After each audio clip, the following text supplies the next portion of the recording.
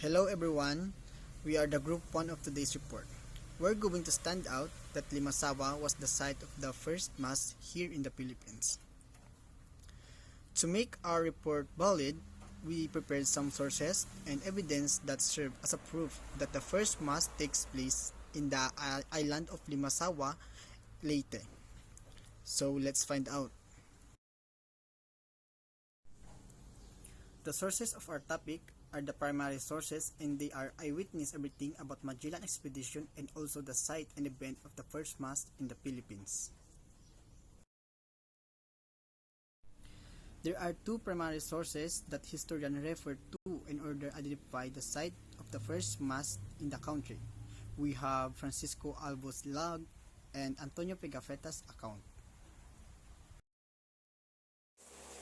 The first account coming was from Francisco Logbook. He was a pilot of Magellan ship, the Trinidad. And Francisco Albo was also a survivor. He was one of 18 survivors who accompanied Sebastian del Cano in going back to Spain. And of course, the second account was coming from Antonio Pigafetta, was an Italian nobleman, a chronicler, who was sent particularly by the King of Spain together with Magellan to document their voyage. According to Francisco Albo, from the island of Homonhon and the large island of Silani, or which known as Leyte, they come up with the island they have called Mazava, which lies at latitude of 9 2/3 degrees north. The said island is named fit with the island of Limasawa, an island on the southern tip of Leyte with the coordinates of 9 and 54 degrees north.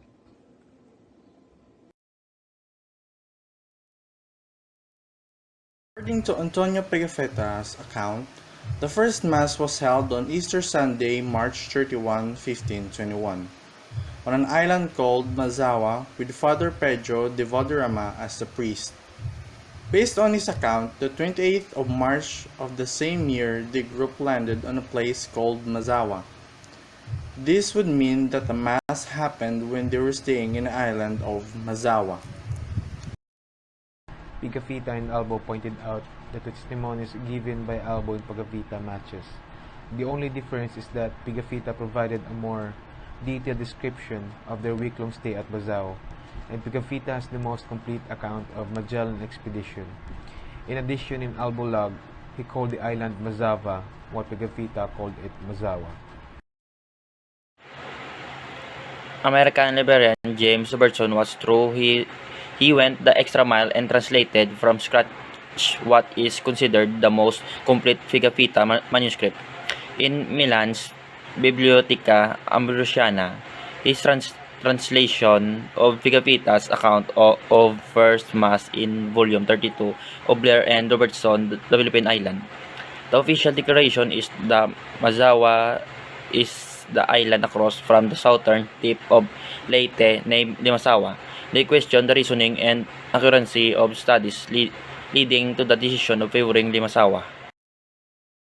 Mazawa, the site of the first Philippine Mass held on Philippine soil, is an island lying off the southwestern tip of Leyte, while Masao in Butuan is not an island but a barangay of Butuan City located in the delta of the Agusan River along the coast of northern Mindanao. The position of Mazawa is, as plotted by Pigafetta, matched that of Limasawa. The Republic Act 2733, the place where the Mass happened, was now declared national shrine for the birth of Christianity in the Philippines, and that is the under of Republic 2733 Limasawa law.